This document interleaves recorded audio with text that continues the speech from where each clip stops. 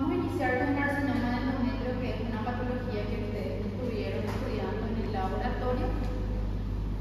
En cuanto a las neoplasias del tracto genital, este es uno de los cánceres más invasivos, constituyendo el 7% de las neoplasias, y en un momento, como mencioné aquí, era menos común que el del cuello, pero en cuello uterino tenemos la detección precoz por medio de las técnicas de Papa Nicolau y colposcopía.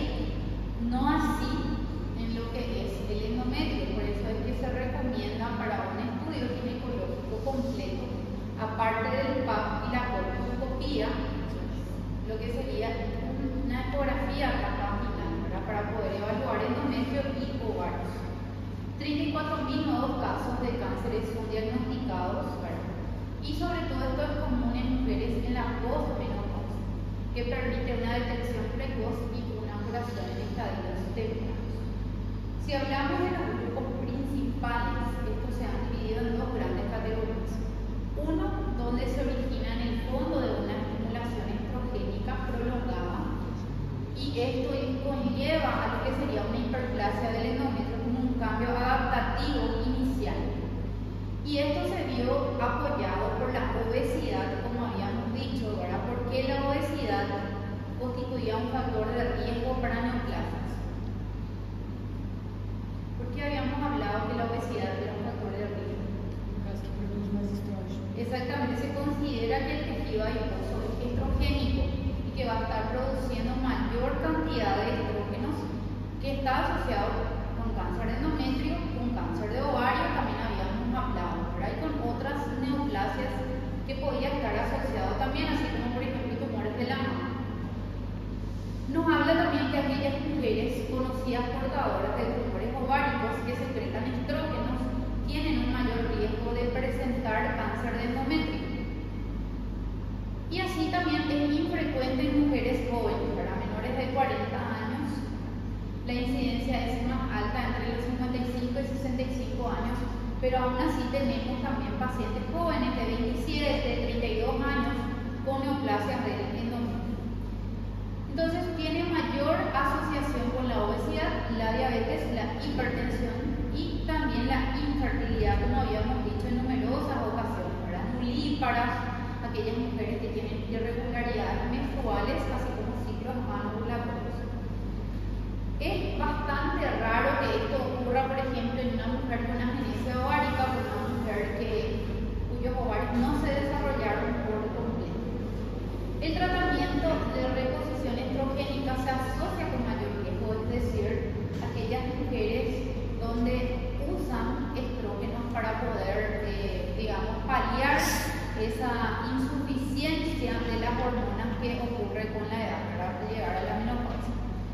También se vio el uso del diethylvestrol asociado se hizo una práctica, vamos a decirlo así, con ratas de laboratorio, donde se vio que ellos terminaban desarrollando pólipos e hiperplasia que conducía finalmente a un carcinoma de endometrio.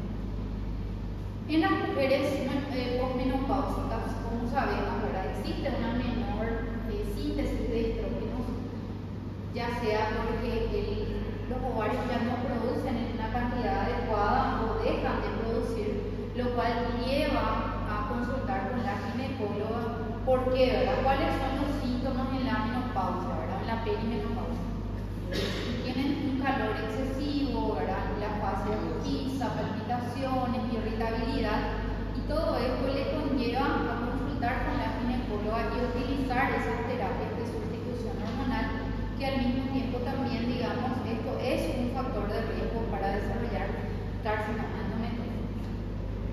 También tenemos que, como ya lo mencionamos, asociado con hiperplasia y factores de riesgo, ya sea glándulas endometriales que imitan exactamente igual al endometrio, que son aquellos que ustedes estuvieron estudiando en el laboratorio, el carcinoma endometrial de tipo endometrioide. Esto tiene un epitelio mucinoso, ovárico o escamoso y tiene un pronóstico más favorable. También esto puede estar asociado con endometriosis ovárica. Ahora, existe un segundo grupo de pacientes que no tienen una asociación con estrógeno. Tampoco se vio que haya una asociación asociación con hiperplasia. Esto se adquiere a edades avanzadas y son neoplasias que generalmente su pronóstico es peor. Son los carcinomas serosos de peor pronóstico porque ellos tienden a exfoliarse. Las células se sueltan y se van y se desprenden y se ubican en diferentes lugares, ya sea por las trompas, hacen una diseminación transtubárica o hacen implantes a nivel del peritoneo. Entonces, uno de los prototipos de pacientes que tienen mayor riesgo de desarrollar carcinoma de endometrio justamente son pacientes con endometriosis ovárica. Como aquí estamos viendo, ¿verdad? El ovario de aspecto heterogéneo, tiene áreas rojizas, áreas aparentes sangrado, en este caso vemos la presencia de glándulas endometriales y estroma en un fondo hemorrágico donde puede ser una hemorragia reciente o antigua, donde se ve la presencia de hemos y edemas. Aquí nuevamente identificamos las glándulas endometriales y el estroma denso en el contexto de lo que sería el estroma ovárico. Entonces la endometriosis es una paciente prototipo a desarrollar este tipo de neoplasias. Macroscópicamente él puede ser desde un tumor de aspecto polipoide como un tumor difuso. Ellos se van diseminando por el miometrio, y no es lo mismo que esté comprometiendo el miometrio en la zona más interna, que ya se esté extendiendo hasta lo que es la zona más externa o que llegue hasta el perimetrio. Como aquí nos menciona muchas veces, esto se puede detectar como una masa palpable y también puede que presente ganglios linfáticos regionales aranjados. Entonces, básicamente, este sería una pieza de histerectomía, ¿verdad? Donde vemos una masa en este sector. Para que esto se extirpe, normalmente ya tiene que tener una biopsia previa, donde se hace un legrado, donde en el legrado ya se informa que es un carcinoma de endometrio. Entonces, en este caso vemos una masa polipoide que prácticamente, según la macroscopía, está llegando hasta la zona interna del miometrio. Ahora, esto es una neoplasia mucho más avanzada. Ahora existe un reemplazo de todo el cuerpo uterino por la presencia de una masa exofítica que, según aquí la macroscopía, aparentemente llega hasta la serosa, hasta el perimetrio. Entonces, no es lo mismo tener una paciente donde el tumor esté, digamos, llegando hasta la parte interna del miometrio o incluso hasta la parte externa que esté abarcando hasta la serosa. En estadios finales él hace metástasis a pulmón, hígado, hueso y otros órganos, y en ciertos tipos, sobre todo como el seroso papilar, tiene un peor pronóstico, ya que se ve que ellos hacen una diseminación por las trompas, se exfolian, se sueltan las células y van y se incrustan en otros lugares, así como también diseminación linfática. La gran mayoría son adenocarcinomas, el 85%, ¿verdad? Son aquellos que imitan al epitelio del endometrio, y aquí se cataloga en 3 grados: bien, moderado y pobremente diferenciado. En el bien diferenciado vamos a ver que los patrones glandulares son fácilmente reconocibles. En el moderadamente diferenciado las glándulas son bien formadas pero presenta áreas sólidas, y en el pobremente diferenciado lo que va a predominar son las áreas sólidas. Para ello se hizo un sistema de gradación que es el FIGO, donde aquí grada en 3 niveles la Federación Internacional de Ginecología y Obstetricia, donde el grado 1 es un crecimiento glandular predominante, las glándulas son visibles, ¿verdad? Menos del 5% presentan componente sólido no escamoso, y lo que va a predominar en gran parte de la lámina son las glándulas, ¿verdad?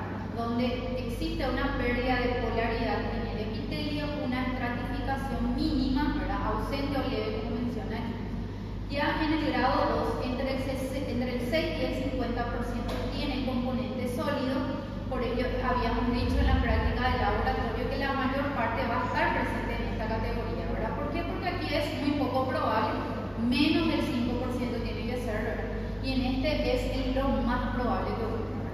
Pero existe una tercera categoría que es el FIGO 3, donde más del 50% es componente sólido. El FIGO 1 y 2 se lo catalogan como bajo grado y el FIGO 3 como alto grado. Y automáticamente otros tipos de carcinoma, como el seroso, el de células claras, el carcinosarcoma, el indiferenciado y el mulleriano mixto maligno que vamos a ver el día de hoy, son por definición de alto grado. Es decir, estos no grado. Directamente tengo un seroso y es grado 3. O sea, no hace falta hacer esa gradación del FIGO para estos tipos que son más agresivos. Los pobremente diferenciados van a predominar las áreas sólidas con un mayor grado de atipia y mitosis. Y 20% puede tener una diferenciación a epitelio escamoso. Entonces, en un FIGO 1 que dijimos corresponde menos del 5% a un componente sólido, lo que vamos a identificar es estructuras glandulares, glándulas ramificadas, luces abiertas, una estratificación mínima atipia leve. Así, en un grado 2 vamos a estar viendo ya mayor atipia, mayor índice mitótico, mayor estratificación, y ya vamos a encontrar entre el 6 y el 50% componente sólido. Ahora en el grado 3 lo que va a predominar son las áreas sólidas, para más del 50% presenta componente sólido. Y básicamente lo que tenemos que ir mirando siempre es cómo son las glándulas. Las glándulas son bien formadas o no. ¿Cómo es el epitelio? El epitelio es estratificado de una sola capa, cómo va perdiendo la polaridad para ir catalogando ya sea como una hiperplasia como un carcinoma. Básicamente en esta imagen vemos un carcinoma sólido o en sábanas de células, donde las células están todas compactas, todas fusionadas. Existen nuevamente variantes como por ejemplo el mucinoso, donde se puede ver la presencia de mucina, que puede estar en las luces o fuera de las luces, ¿verdad? Y también esto es lo que le llaman diferenciación escamosa, donde vamos a ir viendo las glándulas y entre ellas se ve un epitelio escamoso. Entonces, los serosos del ovario que estuvimos viendo en el capítulo de cáncer de ovario, muchos de ellos tienen una asociación. La misma paciente tiene carcinoma seroso en el ovario y carcinoma seroso en el endometrio. Y como ya lo mencionamos, los serosos papilares, los de células claras y carcinosarcoma, y todo aquello que mencionamos en esa lista directamente ya se lograba como grado 3. Los serosos exclusivamente se vio que ellos tenían mutaciones en el P53 que tenía esa correlación de poder desarrollar otras neoplasias. Aquí se ve una pieza quirúrgica abierta en hemisección donde se identifica la masa tumoral sólida, una masa carnosa, y básicamente tiene la misma característica histológica que el carcinoma seroso del ovario, donde se ve un epitelio básicamente hipercromático, se ven las células que se van exfoliando, que se van soltando, que son las que hacen la transmisión transuvaria. Aquí básicamente vamos viendo las células pleomórficas de aspecto hipercromático y células sueltas que se van desprendiendo.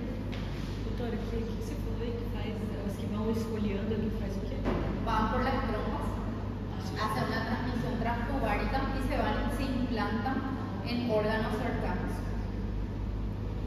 Este es el sistema de gradación de FIGO para las neoplasias del ovario, donde el 0 es aquel in situ, donde hay glándulas atípicas pero están limitadas al epitelio. El 1 es aquel que está limitado al cuerpo del útero, donde el 1A hay una afectación del endometrio, el 1B hay una invasión del miometrio inferior o la mitad de su espesor, como estuvimos viendo en ese que tenía un aspecto polipoide, ¿verdad? 1C ya invade la mitad superior del miometrio, o sea, aparte de la mitad inferior, la parte superior. El estadio 2 ya es aquel que se extiende al cuello. El 2A se extiende a la parte más interna, a las glándulas endocervicales. El 2B ya se extiende a lo que es el estroma. Y en el estadio 3 ya hay una diseminación tanto local como regional. El 3A invade la serosa, los anexos, así como también hay células tumorales en líquido acítico para poder hacer ascitis. El 3B ya invade la vagina, ya sea directa o de manera metastásica. El 3C, aparte de todo esto, ya hay metástasis a ganglios retroperitoneales o pequeños. El estadio 4 ya es aquel que invade la vejiga o el intestino. Y el 4B ya hace metástasis a distancia como en hígado, pulmón, hueso, en otros órganos. el sistema de FIBO tenemos los estadios y tenemos los grados. Entonces el grado 1 es el bien diferenciado, grado 2 el moderadamente diferenciado y grado 3 el pobremente diferenciado. El curso clínico puede que sea totalmente asintomático, como que también la paciente presenta una hemorragia anormal, ¿verdad? O una excesiva leucorrea. El aumento del tamaño del útero no es evidente, al menos en los estadios iniciales, o puede estar ausente. A medida que esto va avanzando, puede que aumente de tamaño. Y el PAP es variable, puede que se identifiquen células atípicas en el PAP, que caigan algunas células en la toma de muestra y podamos identificar como glándulas atípicas asimismo o como células atípicas de difícil categorización. La exclusión de un adenocarcinoma de cuello debe de hacerse, ¿verdad? Sobre todo por los tipos histológicos y buscando lo que es una ecografía transvaginal. El diagnóstico de cáncer es por legrado, ¿verdad? Antes de realizar la histerectomía se hace un legrado donde se buscan las células atípicas.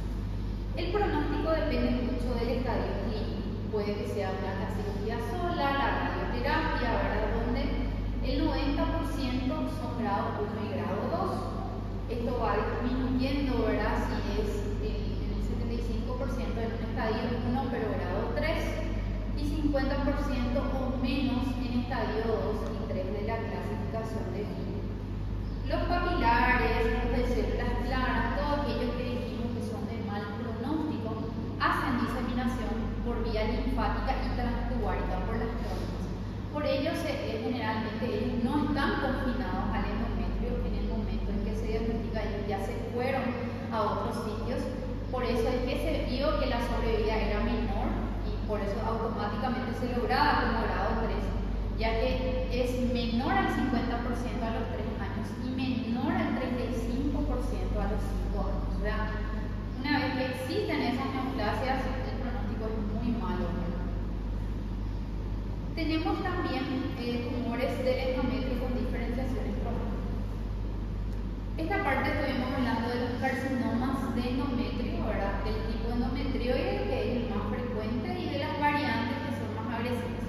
En este caso vamos a hablar de tumores que se originan en el estroma.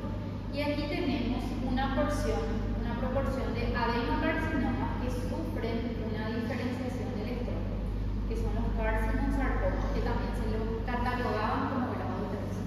¿Por qué? Porque el estroma es maligno, el sarcoma, y el epitelio es maligno, el carcinoma, o sea, el tumor mixto. También está un segundo grupo donde las glándulas son benignas, pero el estroma es maligno, son los adenosarcomas.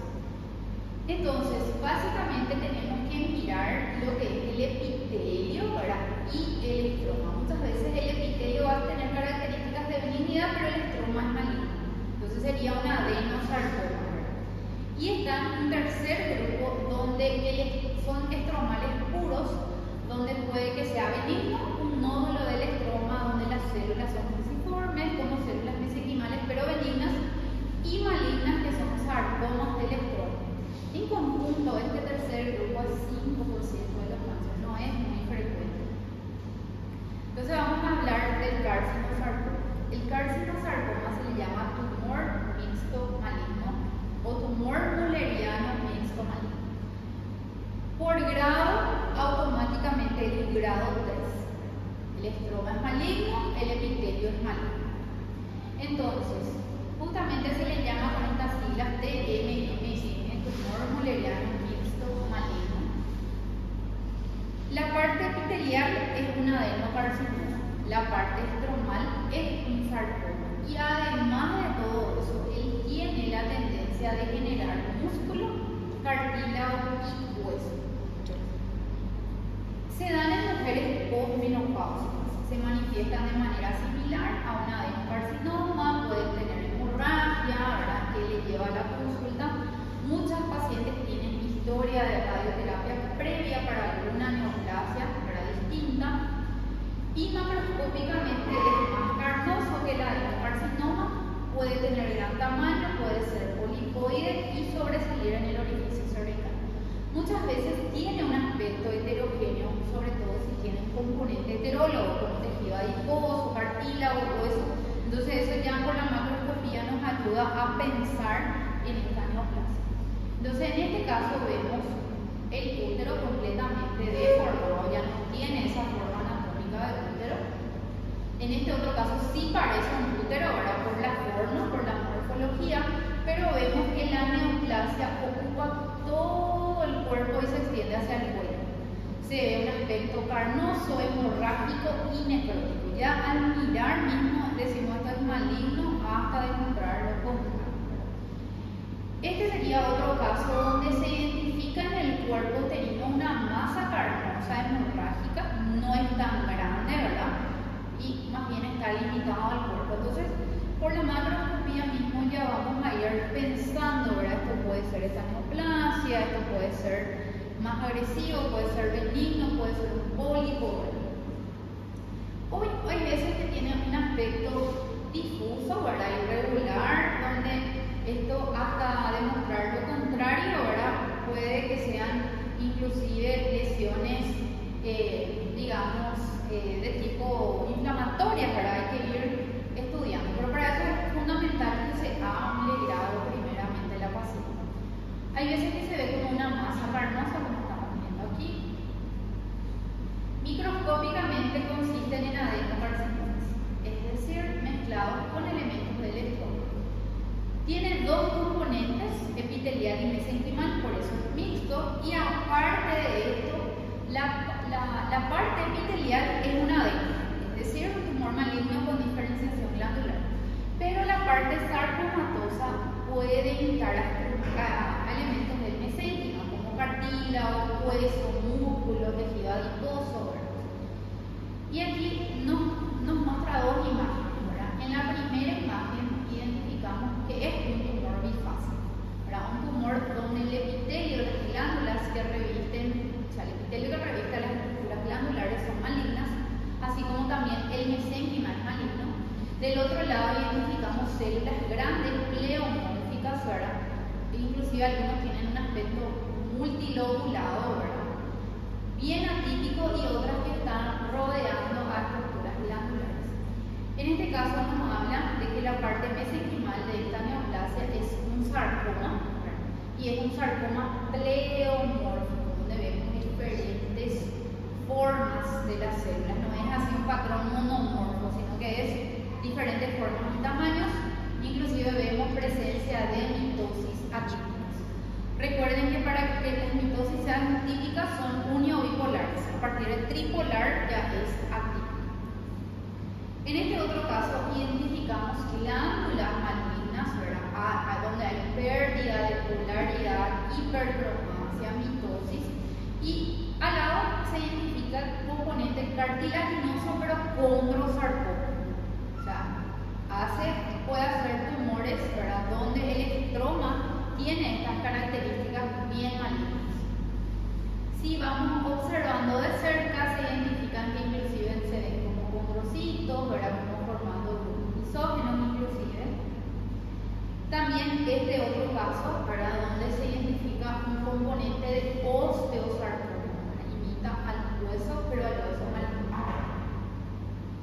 El pronóstico depende mucho de la profundidad de invasión, así como también del estadio. Por eso es que, como estuvimos diciendo, no es lo mismo que esté invadiendo hasta el miometrio de que se extienda hasta la células.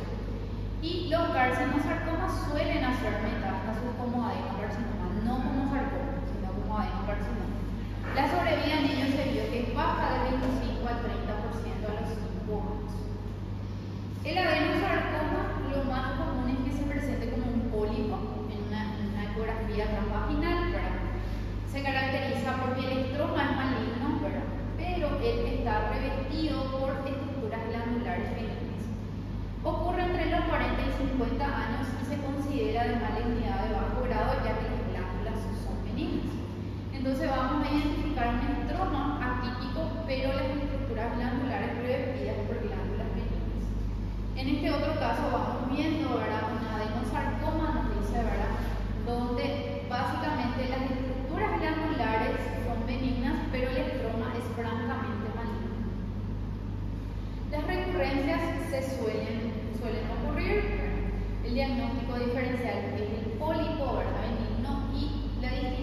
importante ya que se realiza la oophorectomía si es un adenosarcoma. El sarcoma del estroma endometrial es donde solamente el estroma es maligno, ¿verdad? Y aquí justamente se vuelven a clasificar de bajo y de alto grado. El de bajo grado es el subtipo más común. Se vio que tenía mutaciones en el BEC4 como una duplicación y tenía una relación con el hiperestrogenismo y pacientes que habían utilizado el tamoxifeno como terapia o que se habían hecho radiaciones para la endometriosis. En cuanto a la edad, no varía mucho. El de bajo grado es 52, el de alto grado es 50 y el indiferenciado es de 60 años. Y la clínica es la misma que todos los tumores de endometrio, se manifiesta como sangrado. El sarcoma del estroma puede ser de bajo grado, donde la atrofia va a ser menor, infiltran el estroma de manera irregular, hacen invasión linfovascular, rara vez hacen necrosis y en cuanto a la mitosis menor a 5 en 10 campos. Puede también tener diferenciación a músculo liso, cambios misoides, a cordón sexual y glándulas de tipo endometrial. En este caso se explicó exclusivamente la masa para una masa redondeada donde se ve que tiene un aspecto heterogéneo, un color blanquecino en sectores y en otros tiene como un color más amarillo mostaza. Y aquí se identifica, ¿verdad?, un patrón de células pequeñas redondas azules, ¿verdad?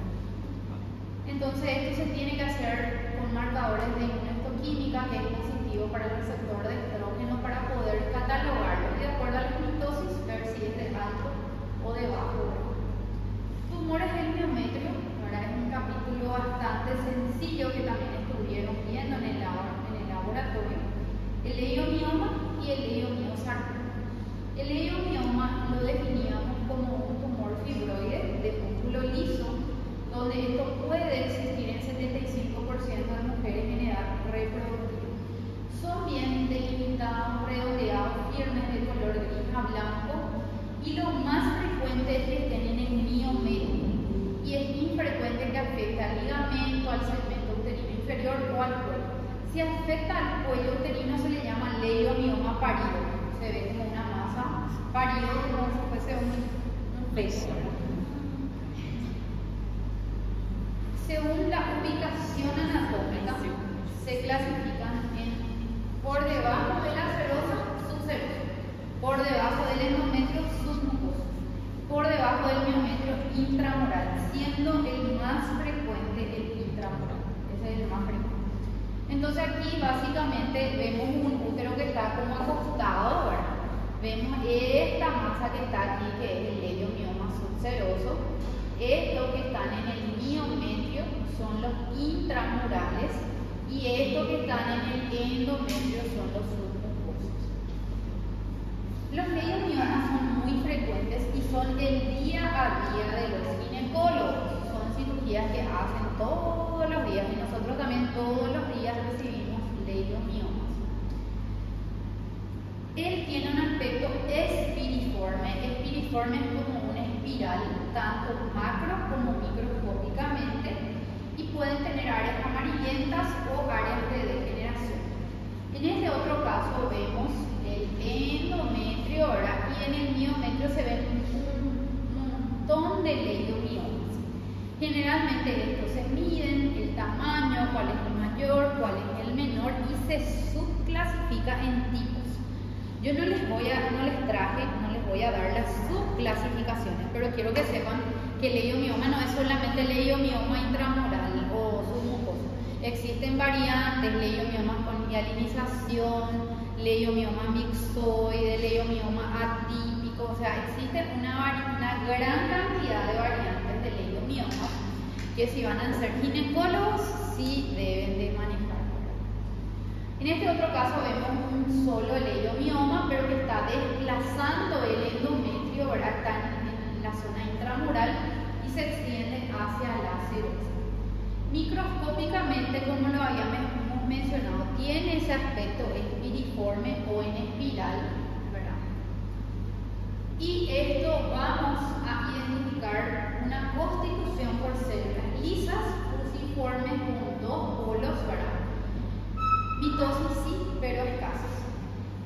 Existen variantes benignas, pero son variantes raras que también deben de saber, ¿verdad? Una de ellas se llama leiomioma atípico o pleomórfico simplástico, donde tiene atipias, tienen células gigantes que se llaman células bizarras, tienen un índice mitótico bajo, ¿verdad? Y una variante extraordinariamente rara que se le llama leiomioma metastatizante benigno, donde esto migra a través de los vasos y llega, por ejemplo, al pulmón, pero no es maligno, ¿entienden? Por eso se llama leiomioma metastatizante, o sea, es un comportamiento inusual. Por eso es que yo no suelo, cuando yo doy la clase de neoplasia, ¿verdad? Y decimos, metástasis significa, ¿verdad?, que un tumor migre a otro sitio distante al origen sin que exista una conexión anatómica entre los dos, ¿verdad? Pero es maligno, ¿verdad? Justamente esta es una variante de un comportamiento inusual, donde, por ejemplo, la paciente a los 45 años se le detectó que tenía un leiomioma, se hizo una histerectomía y luego aparece una masa en pulmón que se piensa que es algo maligno, se extirpa la masa y es un leiomioma completamente benigno, ¿verdad? Entonces, es una de las variantes raras de los leiomiomas. Otra variante rara es la leiomiomatosis peritoneal, donde ellos migran y aparecen como múltiples nódulos en la cavidad peritoneal. El cirujano abre, piensa que es algo maligno, pero se hace la biopsia, la anatomía patológica y es un leiomioma clásico. Entonces, por eso dice, a pesar de la conducta inusual, se considera que son benignos, son variantes raras. ¿Cómo identificamos los leiomiomas? Los leiomiomas tienen dos polos, son células fusiformes, musculares lisas, que hacen un patrón en remolino, donde las mitosis pueden existir y son escasas. Y esto, como les vuelvo a repetir, tiene un montón de variantes. Está la convencional, que es la que ustedes estudiaron en el laboratorio, que es lo que se llama leiomioma típico o convencional. Y luego están todo el resto de las variantes de leiomiomas nuevamente, ¿verdad? Entonces este es el patrón clásico del leiomioma, donde hace un aspecto en remolino, una proliferación de células fusiformes mesenquimales de tipo muscular liso sin atipias. Inclusive algunas literaturas mencionan que puede tener una atipia sutil, pero con el conteo mitótico que es escaso se lo cataloga como leiomioma, ¿verdad? Entonces esta es la imagen típica del leiomioma, ¿verdad? Un tumor de músculo liso donde las células son homogéneas y tienen una coloración homogénea. Ellos pueden que sean asintomáticos, donde la paciente no sabe que tiene, se hace una ecografía y se detecta el leiomioma, o puede que él se esté manifestando como un sangrado irregular. También en algunas pacientes, ¿verdad?, hay hemorragia anormal, en otras hay colaquiuria, ¿verdad?, o sea, tienen esas ganas de orinar a cada rato, no consiguen conciliar el sueño durante la noche, ¿verdad?, porque a cada rato se levantan a ir a orinar, ¿verdad? Puede que también tenga un dolor súbito, sobre todo si esto hay una interrupción del aporte sanguíneo por el crecimiento del leiomioma, y también trastornos en la fertilidad. Aquellas mujeres que tienen abortos a repetición, ¿verdad?, puede que sea la causa un leiomioma submucoso. Los submucosos son los que más hacen abortos a repetición, porque en esa zona se ubica el saco gestacional, ¿verdad? Ahora, los leiomiomas en embarazadas aumentan, como dijimos, la frecuencia de aborto, la mala presentación fetal que ustedes estarán estudiando en el capítulo de obstetricia, donde existen bebés que no pueden nacer, digamos así, con parto normal. Y a eso se le llama mala presentación fetal. Por ejemplo, las presentaciones en pelviana, donde la cabecita está aquí y el piecito está aquí. Entonces, esas malas presentaciones fetales que van a estudiar el año que viene, justamente algunas de las causas son los leiomiomas. También ellos evitan, o sea, los leiomiomas muchas veces, si la paciente tiene, el útero no para de sangrar, no se contrae lo suficiente y esto trae complicaciones en el postparto. La transformación maligna. Que un leiomioma se transforma en un leiomiosarcoma es raro, pero están descritos casos. Leiomiosarcoma sería la contraparte maligna, es una neoplasia infrecuente donde nuestro estroma muscular liso es maligno. Y en contraste con el leiomioma se vio que ellos tenían varios cariotitos complejos, ya sea de lesiones cromosómicas, así como también múltiples mutaciones genéticas. Y esto puede ocurrir como una masa carnosa que invade la pared como un pólipo que se proyecta en la luz. En este caso vemos un útero gigante, ¿verdad? Donde prácticamente el útero abarca gran parte de lo que es la cavidad. En este otro caso se ve una masa no muy grande, ¿verdad? Es pequeña, pero en fin es un leiomiosarcoma. Y para eso existen criterios nuevamente para poder gradar.